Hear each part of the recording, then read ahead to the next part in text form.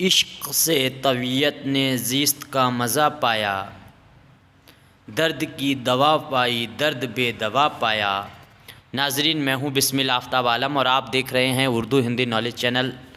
آج جو مضمون میں آپ کے سامنے پیش کروں گا اس میں بات کروں گا سراج اورنگ آبادی کا تعارف اور ان کی جو شاعری کا مزاج ہے اس پہ بات کریں گے۔ تو پہلے ان کا تعارف آپ کے سامنے پیش کریں گے، اور یہ مضمون اردو GIC لیکچرار کا جو فائنل ایگزام ہے اس کے لیے بہت ہی اہم ہے، اور اس کے علاوہ BA تھرڈ ایئر میں بھی اس کو شامل کیا گیا ہے، جس میں آپ کو ریٹن لکھنا ہوگا مضمون کے لحاظ سے۔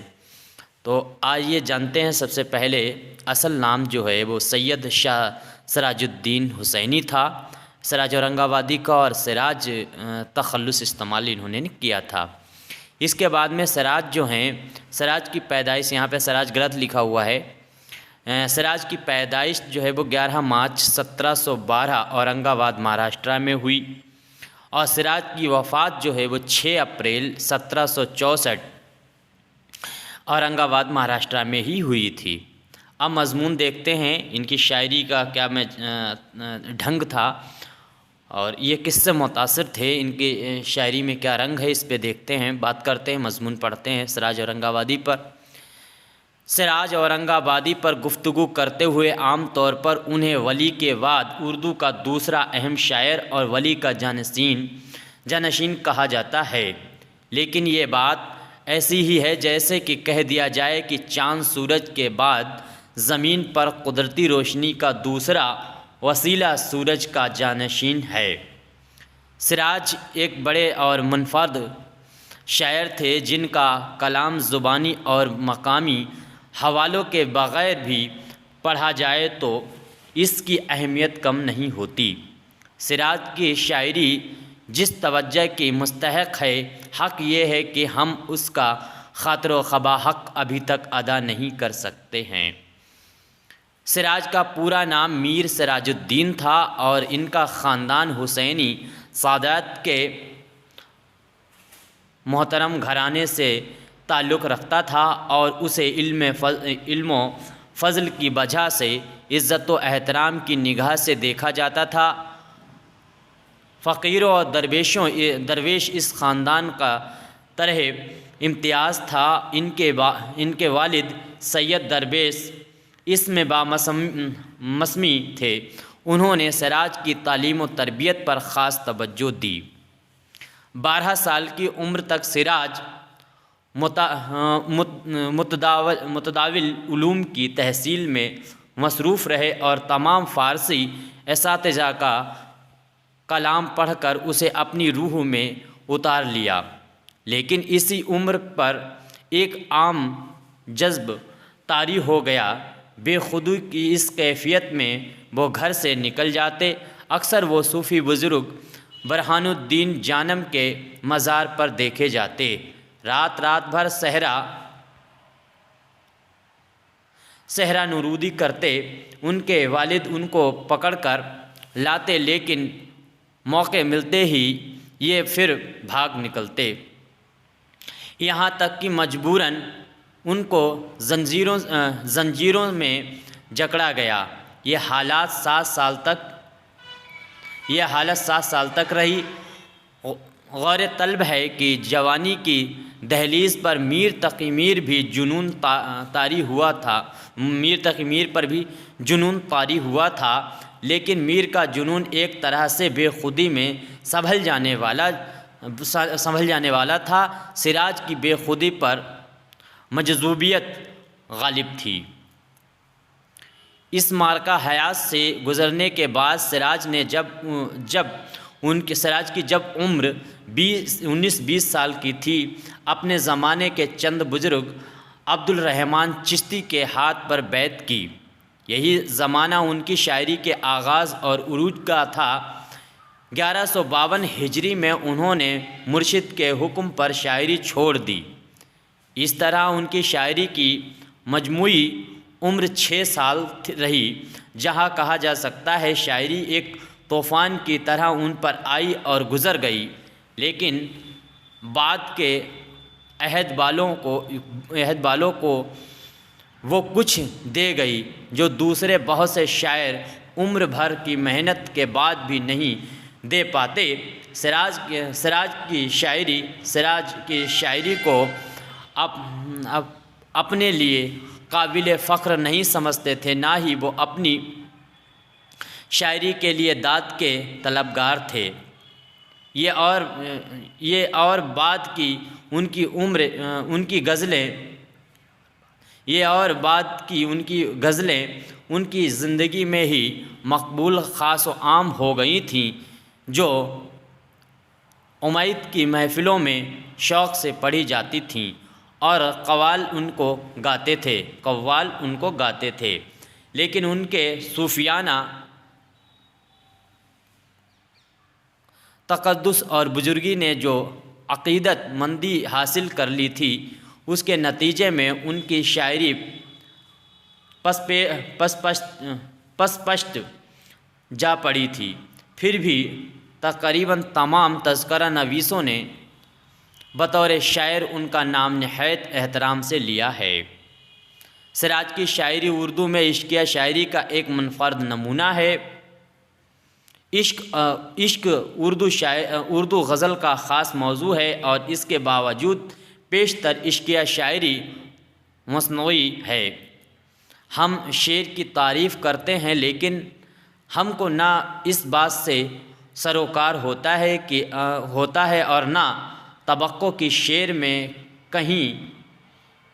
کہی گئی بات آپ بیتی بھی ہے۔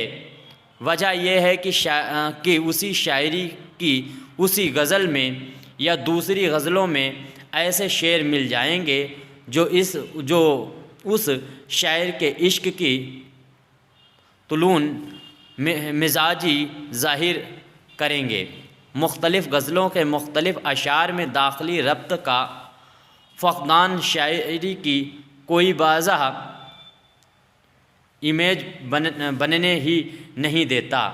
میر تقی میر نے البتہ اس داخلی ربط پر زور دیا اور جا بجا مربوط ریختہ کہنے پر ناز کیا۔ اسی لیے ان کی شخصیت ان کی شاعری شخصیت سے کس قدر قریب نظر آتی ہے۔ سراج کا معاملہ یہ ہے کہ کیف و سرمستی اور وجد کا عالم ان کے سارے وجود میں رچا بسا ہے۔ اس عالم میں جو کچھ بھی ان کی زبان سے نکلتا ہے اس میں مغایرت بالکل نہیں ہوتی۔ ان کی شاعری شخصیت اور ان شاعری دونوں ایک دوسرے کے ترجمان ہیں۔ ان کی مشہور زمانہ غزل خبر تحریر عشق سن کو اردو عشقیہ شاعری کے تاج کا تواناک ہیرا کہنا غلط نہ ہوگا۔ یعنی کہنے کا مطلب ہے سراج اورنگ آبادی کی بہت ہی مشہور غزل ہے، جس کا مصرع یہ ہے، شروع کا لفظ یہ ہیں، خبر تیر عشق سن۔ یہ ان کی بہت ہی عمدہ غزل ہے۔ یہ غزل اردو عشقیہ شاعری میں اپنی مثال آپ ہے، اور سچ تو یہ ہے کہ دوسرا تو خیر کیا، خود سراج بھی اس رتبہ کی دوسری غزل نہیں کہہ پائے۔ لیکن ان کی تمام شاعری مختلف فاصلوں کے ساتھ اسی غزل کا طواف کرتی نظر آتی ہے۔ سراج کا عشق مجازی ہے۔ بہت سے صوفی اور شاعر عشق حقیقی تک پہنچنے کے لیے عشق مجازی کو زینہ بنانے پر زور دیتے ہیں، لیکن سراج کا معاملہ مختلف ہے۔ ان کے یہاں حقیقت و مجاز ایک دوسرے میں مدغم ہیں۔ نہ تو رہا نہ میں رہا، جو رہی سو بے خبری رہی۔ سراج کے مجازی عشق میں جو پاکیزگی ہے وہ اسی وجہ سے ہے کہ مجاز میں بھی حسن حقیقی کا ایک پرتوا ہے۔ یاد رکھنا یہ بھی عشق مجازی پر لکھی ہوئی سراج اورنگ آبادی کی غزل ہے، نہ تو رہا نہ میں رہی سو بے خبری رہی۔ یہ بات بھی یاد رکھنی چاہیے کہ انہوں نے کبھی اپنے مجازی